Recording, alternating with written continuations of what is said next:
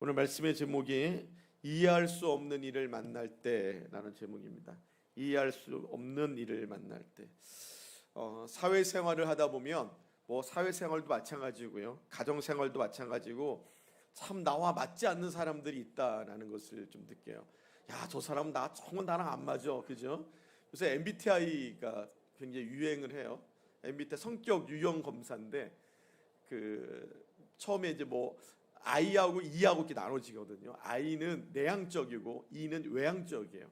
그래서 MBTI를 검사를 하면 상극인 사람들이 있어요. 이 사람은 성격이 전혀 안 맞는 사람들이 나오거든요. 그런 사람들이 부부가 되면 엄청 싸웁니다. 여러분, 서로 안 맞아서. 근데 그걸 참 또 조화롭게 맞춰가는 사람도 있어요. 저 같은 경우 저희 집사람하고 저하고 상극입니다. MBTI. 얼마 전에 MBTI 집사람이 검사하더니 나하고 자기하고 상극이라고 얘기하더라고요. 근데 저는 한 번도 상극이라고 생각하지 않고 살았거든요. 근데 좀 다른 성격이 나올 때가 있어요. 그때 이제 하나님의 은혜로 잘 이제 서로가 감싸주면서 이해하면서 살아가죠. 하여튼간 그렇습니다, 여러분들. 이해할 수 없는 사람들이 있어요. 어떤 사람이냐면 나와 다른 사람, 내 성격과 다른 사람, 내 가치관과 다른 사람들, 나랑 좀 달라. 근데 그런 사람들은 이해가 잘 안 돼요. 성격이 다르고 행동이 다르고 그들의 행동 양식이 다릅니다. 누군가를 이해하고 그를 사랑한다는 건 참 어려운 일입니다, 여러분들. 살다 보면 내 마음에 맞지 않는 사람들이 너무나도 많습니다. 때로는 이해할 수 없는 그들의 행동 때문에 내가 상처를 받기도 하고 마음이 상하기도 합니다. 나와 같지 않음 때문에 내가 상처를 받죠. 저 사람이 왜 저렇게 행동할까? 저 사람이 왜 저렇게 말을 할까? 그것 때문에 나는 상처를 받아요. 저는 이제 내향적이거든요. 저희 아내는 외향적이기 때문에 때로는 그게 부딪힐 때도 있습니다. 서로가 그래요. 예. 제가 상담대학원 다닐 때에 대학원 원장님이 이제 양운순 박사님이 대학원 원장님이셨는데요. 이분이 이제 우리나라에서 그 당시에는 우리나라 가족 상담의 대가였습니다. 굉장히 유명하신 최고의 권위를 갖고 계신, 지금은 미국에서 히스 유니버시티라는 대학의 총장으로 계시는데 그분이 첫 시간 강의를 들어오셨는데 부부 상담이라는 이제 강의 과목이었습니다. 부부 상담을 이제 가지고 강의를 하시는데 첫 번째 하셨던 말씀, 첫 시간에 하셨던 말씀이 아직도 제가 잊혀지지가 않는 그런 말씀이 있습니다. 뭐였냐면 처음에 들어와서 부부 상담을 강의하시는데 이렇게 얘기해요. 부부는 다름을 인정해야 된다. 그렇게 얘기하더라고요. 부부는 다른 것을 인정해야 된다. 부부는 같아야 된다. 우리는 그동안 생각하거든요. 그렇죠? 부부는 같아야 되죠. 생각도 같고 생동도 같고 같아야 된다고 생각하는데 그분이 그렇게 얘기하는 거예요. 아니다. 부부는 다름을 인정하는 것이다. 서로 다른 것을 인정하지 못하면 서로가 자기에게 맞춰달라고 요구를 하는 거예요. 너 왜 나같지 않아? 왜 나처럼 행동하지 않아? 왜 내 마음 몰라줘? 왜 내 마음 이해하지 못해? 서로가 자기의 다름을 자기의 다름만 얘기하지 그것을 인정받고 싶은, 내가 그 사람의 다름을 인정하지 않고 나를 인정받고 싶어하는 욕구만 생긴다는 것입니다. 그러고 보니까 서로가 다름을 인정하지 않을 때에 부부들의 갈등이 생겨나기 시작합니다. 어떤 목사님이 송기럼 목사님인가요? 그분도 가정상 사역을 하신 목사님인데 결혼하고 나서 얼마 뒤에 자기 아내랑 이혼할 뻔한 일이 있었는데 왜 이혼할 뻔했냐 했더니 자기 아내는 자꾸만 치약을 중간부터 짜가지고 자기는 밑에부터 짜서 올라가는데 밑에부터 짜서 올려놓으면은 그 다음에 가서 중간에 또 짜버리고 이게 너무너무 싫더래요. 예? 자기는 어렸을 때부터 치약을 밑에부터 짜서, 우리가 어렸을 때는 치약이 지금처럼 이렇게 튜브가 아니었잖아요. 쇠로 됐잖아요. 한번 잘못 짜버리면 이게 잘 안 된단 말이에요. 그러니까 자기는 어렸을 때부터 밑에부터 짜서 올라가는 게 배웠는데 부부 결혼하고 나니까 이 아내가 갑자기 중간부터 짜기 너무너무 짜증이 나더래요. 그래서 자기가 이혼하려고 그랬대. 그것 때문에 싸움이 나가지고. 다름을 인정하지 아니하면 갈등이 생기고요. 그것 때문에 그걸 우리가 성격차, 성격 차이가 있어서 이혼하는 경우들이 굉장히 많이 있습니다. 부부는 서로의 다름을 인정해야 됩니다. 사실 그렇습니다. 살아온 환경이 다르고 된장찌개를 하나 끓여 먹어도 집집마다 끓이는 방식이 다릅니다. 저는 된장찌개에 두부만 넣고 끓이기를 원하는데 우리 집사람은 고기를 넣고 끓인다고 그러면 그것 때문에 싸움이 나는 거예요. 예? 물론 그러진 않습니다. 예. 근데 저희 집사람이 고기 넣어서 먹는 걸 좋아하는데 제가 싫어해서 그렇게 끓여주지는 않아요. 예? 만약에 그래서 만약에 예를 들어서 그죠? 저는 된장찌개에 두부와 호박을 넣고 보글보글 끓여서 먹기를 원하는데 갑자기 거기에 차돌박이가 들어가 있으면 저는 먹진 않습니다. 예? 그런 거죠. 먹는 것도 달랐고요. 가정교육도 달랐습니다. 다르게 30년을 살아왔습니다. 이 사람은 차돌박이 된장찌개를 먹으면 30년을 살아왔고 나는 호박 된장찌개를 먹으면 30년을 살아왔습니다. 여러분 이게 맞춰지기 쉽습니까? 어렵죠. 힘든 거예요. 그러니까 결혼하고 나면은 다름이 스트레스가 되기 시작합니다. 부부는 같아야 한다는 관념 때문에 다름이 갈등이 되기 시작합니다. 그래서 부부가 서로 다름을 인정해야 되는 것이죠. 아마 여러분들도 부부의 갈등 가운데 여기 와 계신 분들도 다 아마 그런 거가 있을 거예요. 내가 이해할 수 없는 그의 행동 때문에 또 나를 이해해주지 못하는 아내의 모습 때문에 그게 갈등이 생기는 경우들도 굉장히 많이 있었을 겁니다. 평생 해결할 수 없는 가치관의 문제일 수도 있습니다. 이 다름을 인정하는 그 문제는 부부 관계뿐만 아니라 가족 간에도 친구 간에도 사회에서 만나는 모든 사람에게도 똑같이 적용되어져야 됩니다. 저 사람이 왜 나와 다를까? 우리가 자주 실수하고 오해하는 것은 나와 다름이 틀림이다라고 생각하는 거죠. 예? 뭐 아까 얘기했던 된장찌개 이야기를 한다면 호박 된장찌개를 먹는 게 옳은 거고 차돌박이 된장찌개를 먹는 거 틀린 거예요. 예? 너 왜 된장찌개에 고기를 넣냐? 저는 이해가 안 가요. 저는 요즘 식당에 가면은 된장찌개 시키면 꼭 고기를 넣어주더라고요. 너무 화가 나요. 저는 그게. 나는 호박 된장찌개에 두부를 넣고 먹고 싶은데 저는 기름 떠 있는 국을 안 좋아하거든요. 저는 모든 음식에 기름이 떠 있으면 안 먹습니다. 오직 기름이 떠 있는데 먹는 음식에 라면밖에 없어요. 근데 요새는 차돌 된장찌개가 이렇게 유행이더라고요. 식당 가서 된장찌개 달라면 꼭 차돌을 넣어줘요. 그러면 그냥 안 먹고 그냥 돈만 주고 나올 때도 있어요. 그러니까 여러분들 이게 틀린 거지 다름이지 틀린 건 아니잖아요. 그 사람은 그게 맛있어서 그렇게 끓여준 거죠. 그걸 좋아하는 사람들 그걸 먹으면서 정말 맛있다라고 먹는 사람들도 분명히 있을 거예요. 어쩌면 내가 틀릴 수도 있는 거죠. 나는 다른 거예요. 근데 어떤 사람은 그걸 틀리다고 얘기하는 사람들이 있다는 것입니다. 나와 성격이 다른 사람을 보고 틀리다라고 얘기를 합니다. 예전에 저희 아버지이신 김도진 목사님은 성격이 아주 급하셨습니다. 뭐든지 빨리빨리 하지 않으면 성이 안 찼었어요.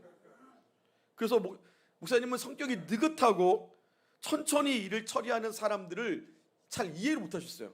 그래서 제가 정말 많이 혼났어요. 그래서 저희 아버지 저에게 늘 하는 얘기가 너는 게으르다. 근데 저는 스타일이 천천히 알아보는 스타일이에요. 천천히 알아보고 확인해보고 결정하고 처리하는데 그게 저희 아버지 입장에서는 이해가 안 되는 거예요. 그냥 일단 저질러 놓고 나중에 수습하는 거지. 저는 수습하지 않고 천천히 하고 나서 수습할 일을 만들지 않으려고 하는 스타일이고요. 그러니까 저희 아버지하고 저하고 잘 안 맞았어요. 그러니까 제가 대단하지 않습니까? 그 밑에서 20년 동안 견딘 걸 보면 전 대단한 사람이에요. 저는 20년을 그 밑에서 견뎠어요. 20년이 뭡니까? 거의 30년 가까이를 견뎠지. 여러분들 제가 많이 혼났어요. 오늘 지시하면 오늘 끝내놔야 돼요. 그래서 아버지를 그래도 맞춰드리는 게 옳지 않겠나 싶어서 그 다음부터 제가 뭘 시키면 하루만 다 끝내놓죠. 이러고 나서 어떤 생각하면 내가 뒤에 수습해 가야지라는 생각을 하고 이제 그렇게 했던 경우들도 있었습니다. 여러분들 우리는 이런 실수를 많이 합니다. 우리는 나와 성격이 다르고 나와 기질이 다른 사람들을 틀린 사람으로 취급하는 경우들이 있습니다. 그들은 나와 다른 사람이지 틀린 사람은 아닙니다. 나와 다른 성격을 갖고 있다고 나의 삶의 모습이 다른 사람과 다르다고 그 사람을 이해 못하는 것은 참 우리가 어리석은 것입니다. 우리는 우리가 이해할 수 없는 사람이 많을수록 우리의 삶의 폭이 점점 좁아진다는 것에 대해서도 알아야 됩니다. 우리 대인관계가 점점 좁아집니다. 내가 이해할 수 없는 사람이 많아질수록 내가 만나는 사람들이 줄어들어요. 나의 대인관계 폭이 줄어들어요. 내 마음에 맞는 사람만 만나기 때문에 내가 점점 내 주변에 사람들이 없어집니다. 우리는 공부만 잘하면 세상에서 성공하고 출세할 것으로 생각하는 경향이 있는데, 하버드 대학의 위건 박사가 직장과 가정과 사회생활 등 각 분야에서 실패한 사람들을 조사해 보니까 전문 지식이 모자라서 실패한 사람들은 15%밖에 되지 않았습니다. 나머지 85%는 모두 다 인간관계가 잘못돼서 실패한 사람들이었습니다. 내가 실력이 없어서 망한 게 아니라 인간관계를 잘못 맺어서 실패한 사람들이 무려 85%였다는 것입니다. 실제로 지능지수나 학창시절의 성적은 인생에서 성공하는 그 비율이 20% 되지 않습니다. 그러니까 내가 IQ가 높고 학교 다닐 때 공부를 열심히 했던 그것을 가지고 성공한 것은 20%에 불과해요. 공부하지 말라는 말이 아니라 공부도 중요하지만 대인관계의 지수가 인생을 성공하는 데 있어서 더 중요한 범위를 차지하고 있다는 것입니다. 미국의 카네기 재단에서 5년 동안 사회에서 성공한 사람 1만 명을 대상으로 성공의 비결이 무엇이었는지에 대해 조사를 했습니다. 85%의 사람들이 다양한 사람들과 골고루 관계를 잘했기 때문에 인생에 성공했다라고 얘기했습니다. 여러분들 직장에서 효과적으로 자신의 업무를 수행하고 직업적인 성공을 거두기 위해서는 세 가지의 기술이 필요하다 그래요. 하나는 기능적인 기술이고, 두 번째는 개념적인 기술이고, 세 번째는 인간관계의 기술이라고 합니다. 예를 들어서 로봇을 하나 만든다고 생각해 봅시다. 로봇을 어떻게 만들 것인가, 그걸 연구하는 거가 기능적인 기술이에요. 로봇을 잘 만드는 것을, 그러니까 로봇을 잘 만드는, 그 공부 잘하는 사람들이 잘 만들겠죠. 로봇을 잘 만들었습니다. 그걸 기능적인 기술이라고 얘기합니다. 개념적인 기술은 뭐냐면 앞으로 이 로봇을 사용하는 이 패턴이, 세계가 어떻게 변할 것인가, 큰 걸 보는 거예요. 앞으로 미래에 로봇을 어떻게 활용할 것인가, 그래서 미래를 대비하여 기술을 개발하는 것, 그걸 개념적인 기술이라는 것이죠. 그러니까 이 사람은 당장의 로봇 기술이 중요한 게 아니라 10년 뒤에 로봇가 어떻게 활용될 것인가가 더 중요하고 100년 뒤에 어떻게 더 활용할 것인가가 중요한 거예요. 이걸 아주 잘한 사람이 우리가 잘 아는 애플의 창업자였던 누구죠? 스티븐 잡스인가요? 맞나요? 그 사람이 미래를 생각한 거죠. 어떻게 하면 옛날에는 음악을 MP3로 들었는데 어떻게 하면 이 음악을 미래는 핸드폰 안에 집어넣을 것인가, 그런 기술을 미래를 위하여 개발하는 거예요. 그거를 개념적인 기술이라고 얘기합니다. 그래서 개념적인 기술도 필요해요. 세 번째가 인간관계 기술이죠. 전혀 상관이 없는 거예요. 로봇을 만드는데 인간관계 기술은 아무 상관이 없습니다. 사람하고 어떻게 잘 지내느냐라는 기술이죠. 직장의 동료들과 내 상사와 내 부하 직원과 어떻게 원만한 관계를 맺고 살 것인가. 근데 여러분들, 직업적으로 성공한 사람들을 보니까 이 인간관계의 기술로 인하여 성공한 사람들이 85%였습니다. 15% 정도만 기술적인 기능과 개념적인 기능이 뛰어난 사람이었고, 나머지는 인간관계의 기술을 더 중시하고 사람들과 좋은 관계를 맺은, 직장 안에서 좋은 관계를 맺은 사람들이 성공했다는 것입니다. 직장에서 해고된 사람들의 66%가 대인관계에 문제가 있던 사람들이었습니다. 기술은 좋은데 인간관계를 잘못 맺은 사람들 66%가 해고당했고요. 34% 정도만이 일과 관련된 기술의 모자름으로 해고되었다고 얘기합니다. 인간관계가 이렇게 중요합니다. 한번 생각해 보십시오. 여러분들, 직장 생활을 하는데 복인 쓰는 사람들이 있어요. 여러분들 일터에 나갔는데 그 일터에서 정말 복인 쓰는 사람들이 있어요. 원수 맺은 사람들이 있으면 그 직장에서 여러분들의 행동이 자유롭겠습니까? 대인관계의 자유함을 누리지 못하면 내가 할 수 있는 일도 점점 줄어들 수밖에 없는 거예요. 그런 사람이 직장에 성공할 확률이 적습니다. 학교 생활을 하는데 학교에 갔더니 내가 싫은 애들이 너무 많은 거예요. 기분 나쁜 애들이 많습니다. 나를 미워하는 사람들이 많고 내가 미워하는 사람들이 많아요. 그러면 학교 생활도 자유함이 없습니다. 점점 쪼그라드는 거예요. 교회 생활도 마찬가지입니다. 목사가 보기 싫고, 장로가 보기 싫고, 각 호실에 있는 구역원들이 보기 싫으면 어떻게 교회 생활을 성공할 수 있습니까? 여러분들이 저를 보기 싫으면 제 말이 귀에 들어오겠어요? 안 들어오죠. 당연한 거죠. 저도 제가 싫은 목사가 설교하면 안 듣겠어요. 마찬가지죠, 여러분. 그러면 내가 교회 생활을 하고 싫은 거예요. 내 주변에 이해할 수 없는 사람이 많을수록 우리는 대인관계에 문제가 생기고 삶이 점점의 만족이 떨어질 수밖에 없는 그런 사람에게는 이 땅에서 기쁨이 없습니다. 기쁨이 없습니다. 저는 오늘 한 아버지 밑에서 자란 형제 이야기를 하려고 합니다. 이 형제 이야기를 통해서 이해할 수 없는 사람을 만날 때라는 제목으로 말씀을 드리려고 합니다. 어제 누구죠? 어제 술 먹고 오신 분이 이름이 이완호 씨가 방에서 술을 먹고 지난번에도 술 먹고 좀 이 사람이 술을 먹으면 시비를 거나 봐요, 사람들한테. 지난번 잘 넘어갔는데 어제도 술 먹고 시비를 건다 그래서 이공과장이 내려왔는데 잠깐만 찐따를 붙더라고요. 참. 근데 제가 이제 나가시라고 얘기했는데 이런 얘기를 해요.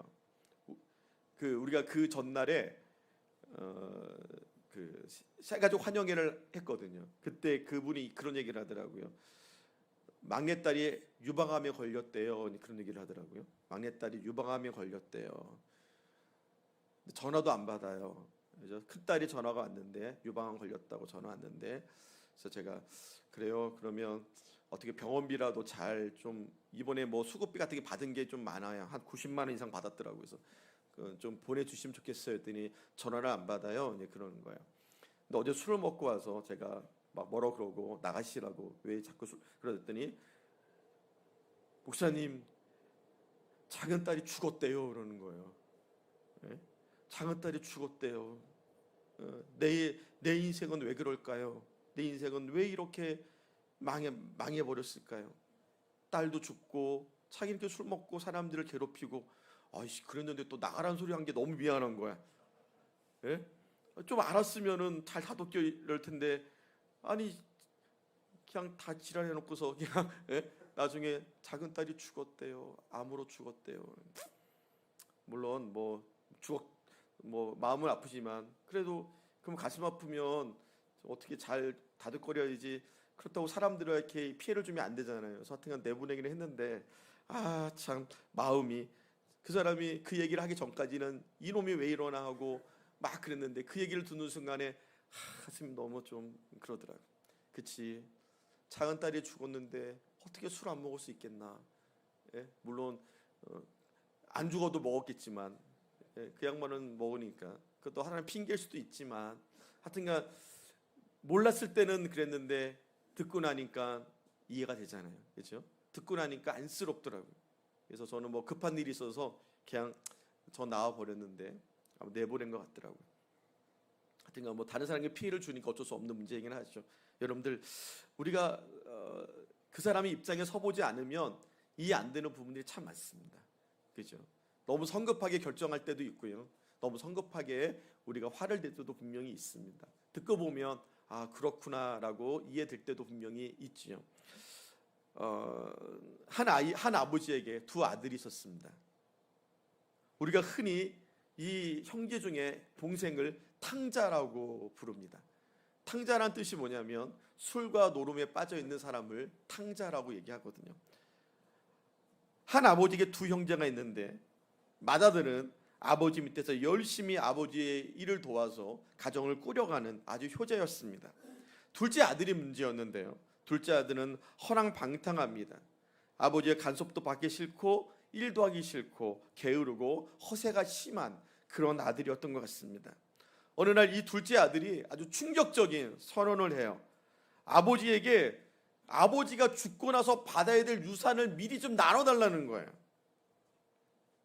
그러면 아버지와 형의 간섭이 없는 곳에서 내가 한번 잘 살아보겠다. 아버지 집을 떠나 내가 한번 잘 살아보겠다. 형의 입장에서는 이 동생이 이해가 안 되는 거예요. 바른 생활 매너로 살았던 형의 입장에서는 이 동생이 너무너무 이해가 안 되는 거예요. 어떻게 감히 아버지가 죽기도 전에, 아버지가 빨리 죽으라는 소리와 똑같거든요. 유산을 남겨달라는 소리는. 아버지가 죽기도 전에 아버지의 유산을 달라고, 이 배은망덕한 동생, 이 배은망덕한 아들이 어디 있습니까? 그런데 더 이해되지 않는 일이 발생해요. 따끔하게 혼내고 그 자리에 주저앉혀야 될 아버지가 글쎄 유산을 나눠줘 버린 거예요. 동생이 원하는 대로 유산을 나눠줬습니다. 형도 아버지도 이 동생이 집을 나가면 어떤 일이 있을지 왜 몰랐겠습니까? 형의 입장에서는 아버지가 이해가 안 되는 거예요. 철이 없는 동생이 집을 떠났습니다. 그리고 얼마간의 시간이 지났어요. 어떻게 보면 사고뭉치 동생이 눈에 보이지 않느냐니까 형의 입장에서는 좋았을까요? 나빴을까요? 좋았을 거예요. 그렇지 않겠어요, 여러분들? 맨날 사고만 치고 다니는 동생이 눈에 안 보이니까 나가서 죽든 살든 형의 입장에서 눈에 보이지 않는 동생 때문에 좋았을 겁니다. 근데 어느 날 하루는 열심히 들어가서 일을 하고 돌아오는데 집에서 잔치가 벌어졌어요. 잔치도 이만저만한 잔치가 아니라 풍악을 울리며 사람들이 춤을 추고 있는 거예요. 아침까지만 해도 잔치를 한다는 얘기가 없었는데 갑자기 잔치를 벌이고 있는 거예요. 하인에게 물어봤습니다. 오늘 읽은 말씀 25절에 보니까 맏아들은 밭에 있다가 돌아와 집에 가까이 왔을 때 풍악과 춤추는 소리를 듣고 한 종을 불러 이 일이 무슨 일인가 물은데 대답하되 당신의 동생이 돌아왔음에 당신의 아버지가 건강한 그를 다시 맞아들이게 됨으로 인하여 살찐 송아지를 잡았습니다. 맏아들의 입장에서는 도저히 이해가 안 되는 겁니다. 어떻게 허랑방탕하게 아버지 재산을 다 허비하고 거짓골로 돌아온 아들이 단순히 건강하게 돌아왔다는 그 이유만으로 이렇게 환대할 수 있습니까? 다시 동생으로 맞아주더라도 혼쭐을 내고 눈물 콧물 쏙 빼고 다시는 못 나가게 다리 몽당이라도 분절뜨려서 죄의 대가를 치르게 해야지 옳지 않습니까, 여러분들? 그게 옳은 거죠. 근데 아버지는 혼내기커녕 송아지를 잡아서 풍악을 울리며 춤을 추고 있는 거예요. 지금 이 맏아들은 동생을 이해할 수 없습니다. 또 아버지도 이해할 수 없습니다. 도대체 자기의 상식과 자기 생각으로는 이해할 수 없는 일이 벌어진 거예요. 아버지의 유산을 갖고 집을 나가겠다고 했던 이 동생도 이해할 수 없었는데 그 유산을 다 허비하고 거짓골로 뻔뻔하게 돌아온 이 동생도 이해할 수 없고 이 거짓골로 돌아온 동생을 기뻐하며 맞이하며 잔치를 벌이고 있는 아버지는 더 이해할 수가 없는 거예요. 여러분들이 맏아들이라고 생각하시면 이해가 되십니까? 나 싫다고 떠나간 동생이 거지돼서 돌아왔는데 그것도 재산 다 갖고 나가서 다 쓰고 창녀들과 다 쓰고 거지가 돼서 돌아왔는데 그 동생을 위해서 풍악을 울려주는 소를 잡아주는 아버지의 마음을 여러분들 이해할 수 있습니까? 여러분들도 이해 안 되는 사람들이 있지요. 저 사람은 이해할 수 없어. 왜 저렇게 행동하지? 정말 이해가 안 돼요. 맏아들은 화가 났습니다. 동생에게도 화가 나고 아버지에게도 화가 났습니다. 이제 맏형이 집을 나가버려요. 동생을 위한 잔치를 참여하고 싶지 않은 거예요. 속이 막 부글부글 끓어올랐을 겁니다. 화가 나서 집을 나가보니 아들을 보면서 아버지가 쫓아나가요. 그리고 아들을 설득합니다. 아버지에게는 동생만 소중한 게 아니잖아요. 그죠? 아버지에게는 이 맏아들도 소중한 아들인 거야.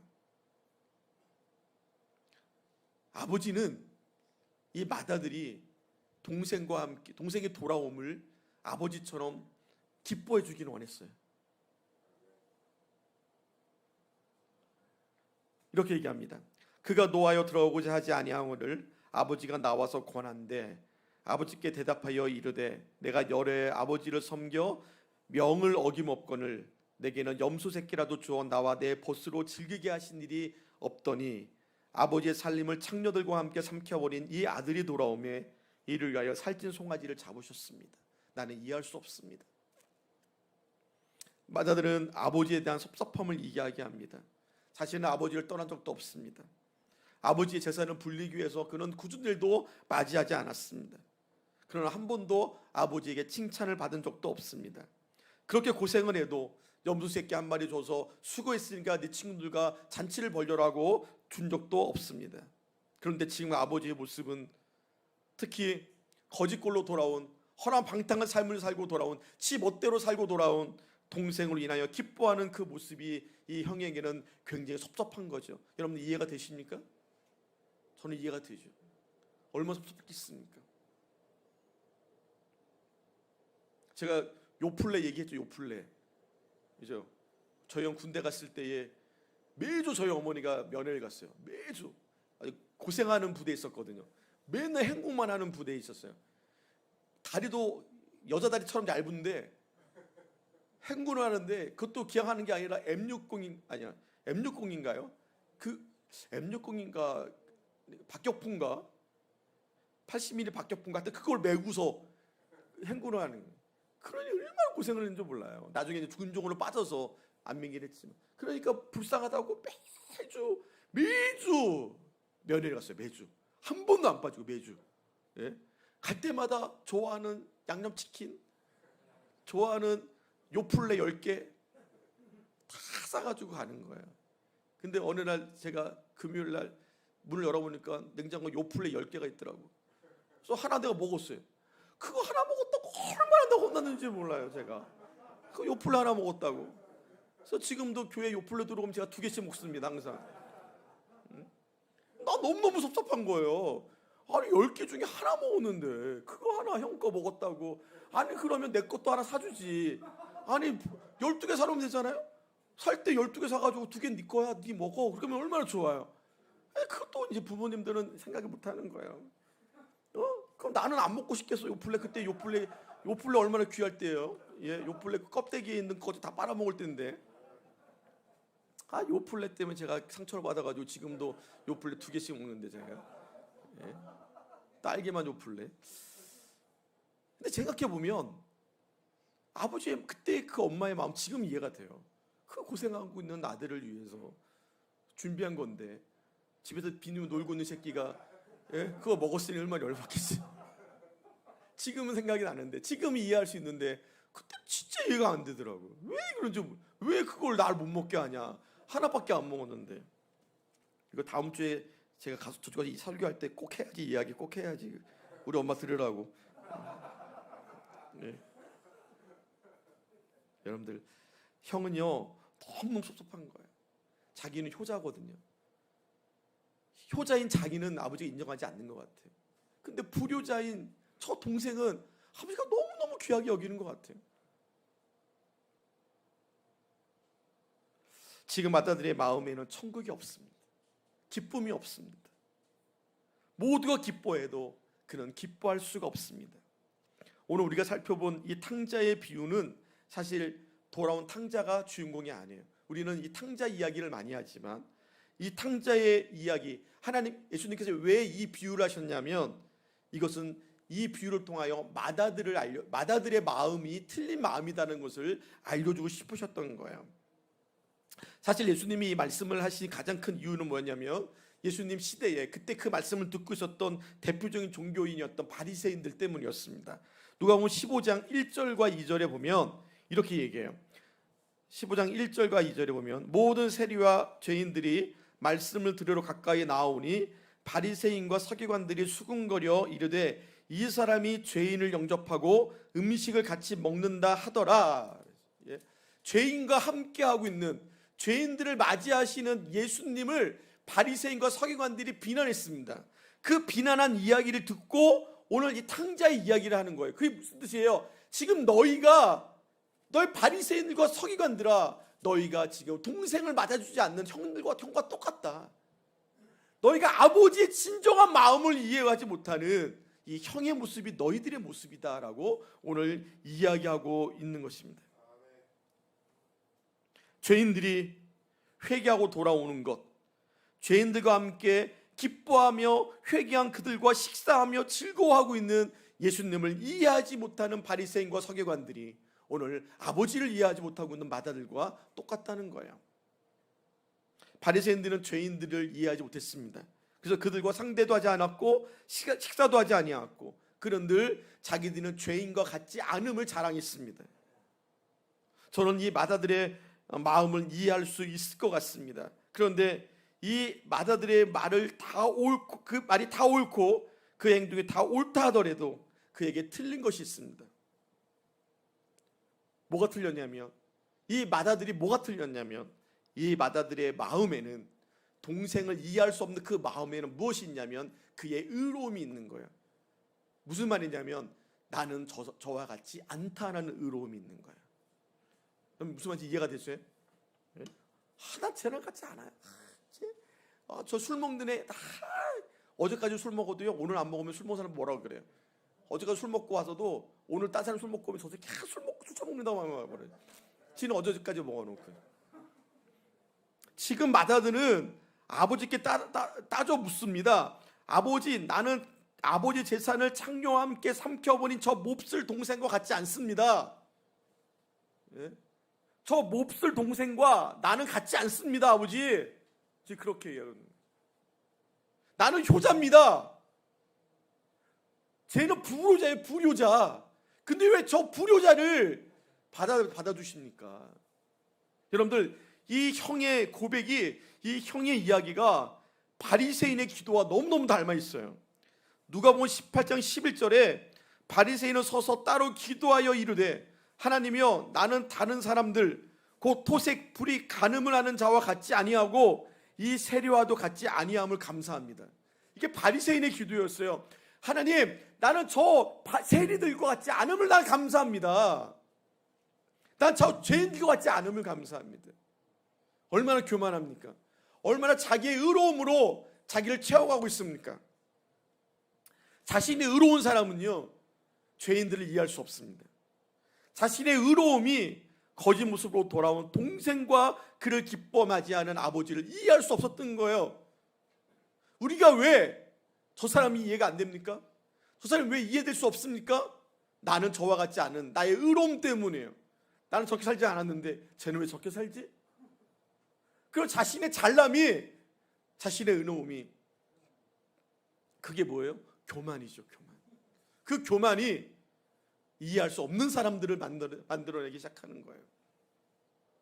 또 하나는요, 국률함이 없는 것입니다. 성경이 우리에게 요구하시는 가장 귀한 주님의 마음은 국률이 여기는 마음입니다. 다른 사람을 불쌍히 여기는 마음이에요. 이것이 주님의 마음입니다. 베드로가 예수님께 이렇게 물어봐요. 예수님, 형제가 내게 범죄하면 몇 번이나 용서하는 게 옳습니까? 7번 하면 됩니까? 베드로의 입장에서 7번씩 용서하는 것은 굉장히 큰 일이었습니다. 이 질문에 예수님께서 70번씩 7번이라도 할지리라고 말씀하십니다. 이 말씀을 하신 후에 1만 달란트의 비유를 하시죠. 자신은 1만 달란트를 용서받았는데 자신에게 100대를 빚진 자를 용서하지 못하는 한 사람을 보면서 그 모습이 바로 우리의 모습이다라고 이해하고 계십니다. 내가 주께 용서받았으니 나도 남을 용서해야 된다는 것이 국률함의 원칙입니다. 정말 이 형이 하나님의 은혜를 입었다면 나도 하나님의 은혜를 입었으니, 나 같은 죄인도 하나님이 용서하셨으니 다시 돌아온 내 동생도 내가 용서하리라 라는 마음, 그게 바로 국률한 마음입니다. 그 국률함이 형제가 같은 죄를 범하여도 70번씩 7번이라도 용서할 수 있는 힘이 되는 것입니다. 마다들에게는 동생에 대한 국률함이 없었고 아버지에 대한 국률함도 없었습니다. 보십시오. 마다들은 지금 동생의 이름을 부르지도 않아요. 성경에 동생의 이름이 안 나오는 이유가 뭔지 아세요? 형이 동생을 안 불러. 이름을 뭐라고 부르는지 아십니까? 당신의 아들이라고 불러요. 아버지의 살림을 창녀들과 함께 삼켜보낸 이 아들이 돌아오매 이를 위하여 살찐 송아지를 잡았습니다. 동생이 아버지 영조를 위해서 그렇게 얘기하지 않아요. 이름도 부르기 싫은 거예요. 영어 성경에 보면은 son of yours라고 나와요. 당신의 아들. 나랑 상관이 없는, 이미 내 동생이 아닙니다. 나랑 상관이 없는 당신의 아들. 임대한 속담에 누구를 평가하려면 먼저 그의 신발을 신으라 라는 말이 있습니다. 남의 신발을 신는다는 것은 그 사람의 입장에 서보란 얘기예요. 그죠? 제가 잠시 얘기했던 그 이하은우 씨가, 저는 딸이 죽은 줄 몰랐어요. 딸이 암으로 죽었다는 얘기를 큰딸에게 듣고 술을 먹었다고 그러더라고요. 만약에 제가 그걸 알았다면, 그의 신발을 신었다면 이해했을 거예요. 이해했을 거예요. 그리고 상담실에서 재웠든지 어떻게 했을 겁니다. 근데 몰랐어요. 그 입장에 서보지 않았더니 몰랐어요. 우리는 그 입장에 서보지 않고 너무 성급하게 판단합니다. 너무 성급하게 결정을 짓습니다. 그 과정을 보지 않습니다. 결과만 봅니다. 임대한 속담이 우리에게 얘기해 주는 것은 먼저 그 사람을 이해한 다음에 이러쿵 저러쿵 얘기할 수 있다는 것입니다. 우리는 이해할 수 없는 사람을 무수히 만납니다. 그래서 여러분들, 그렇다고 죄를 진 거를 합리화시키라는 얘기는 아니에요. 여러분들 오해하지 마십시오. 그러니까 핑계 있을 때마다 난 술을 먹어야지, 그러면 안 돼요. 그러면 안 돼요. 그걸 이기는 그것도 은인 거예요. 그 우리가 해야 할 일이죠. 우리는 이해할 수 없는 수많은 사람들을 무수히 만납니다. 예전에 정말 이해할 수 없는 사람들이 있을 때에 우리 김도진 목사님들 했던 얘기가 있어요. 야, 쟤는 연구 대상이다. 연구 대상. 정말 이해가 안 돼. 정말 이해가 안 돼서 연구 대상이라고 그랬어요. 한 번은 연구 대상이라고 불렸던 아저씨가 하나 있었는데, 얼마나 꼴통인지, 청송교도소 출신이야. 청송교도소. 얼마나 꼴통인지요. 588 있을 때, 588 때 나이트 클럽에서 술을 먹고 자기가 가나안교회 목사라고 외상 긋고 온 거예요. 가나안교회 담임 목사라고. 아휴. 그래서 찾아왔어. 웨이터가 돈 내놓으라고. 왜 목사님 만나러 왔대요. 그래서 왜 그러냐? 담임 가나안교회 목사가 나이트 클럽 와서 술 먹고 외상으로 갔다는 거예요. 그러니까 목사님이 나왔는데 아닌 거야. 그 아저씨가, 그 양반이 다니면서 가나안교회 목사라고 술 먹고 다닌 거예요. 근데 목사님이 그 사람 보고 넌 연구 대상이다. 도저히 이해가 안 간다. 누구 이 사람 연구 좀 한번 해봐라 하면서 연구 대상이라 그랬어요. 그런 사람이 많았어요. 목사님이 야, 쟤는 연구 대상이야, 연구 대상. 근데 여러분들, 그렇게 연구 대상이라고 얘기했지만 우리 목사님 한 번도 그 사람을 내치신 적이 없어요. 한 번도 쳐내신 적이 없어요. 그런 것 때문에. 그러면서도 늘 얘기하지 뭐냐면, 그래도 나보다 낫다 네가. 그래도 나보다 너가 낫다. 늘 그러셨어요. 아무리 이해할 수 없는 사람이랄지라도 나보다 낫다. 내가 옛날에 살았던 과거보다 네가 훨씬 나아. 나 옛날에 나 더 더러운 놈이었어. 나 옛날에 더 알코올 중독자였고 더 죄인이었어요. 그리고 그를 사랑하고 이해하고 수용하여 주셨습니다. 혹시 여러분들의 의의가 누군가 나보다 더 나쁜 사람이라고, 이해할 수 없는 사람이라고 손가락질하고 있지 않습니까? 혹시나 용서하지 못하는 나의 교만이 다른 사람의 눈에 티를 보면서 손가락질하고 있지는 않습니까? 십자가 아래에서 예수님의 신발을 신고 그 사람을 바라볼 수 있기를 간절히 소망합니다. 예수님의 마음으로 나를 보고 예수님의 마음으로 그를 보십시오. 하나님은 나 같은 자도 이해해 주셨고 받아주셨습니다. 이제 우리가 서로의 짐을 지고 그 발을 씻겨주는 것이 옳습니다. 혹시나 이해할 수 없는 사람이 여러분들의 눈에 보이고 이해할 수 없는 사람이 여러분들 가운데 있을지라도 여러분들 나의 교만이 나의 의로 그를 바라보지 마시고 긍휼함으로 그를 바라볼 수 있게 되기를 간절히 소망합니다.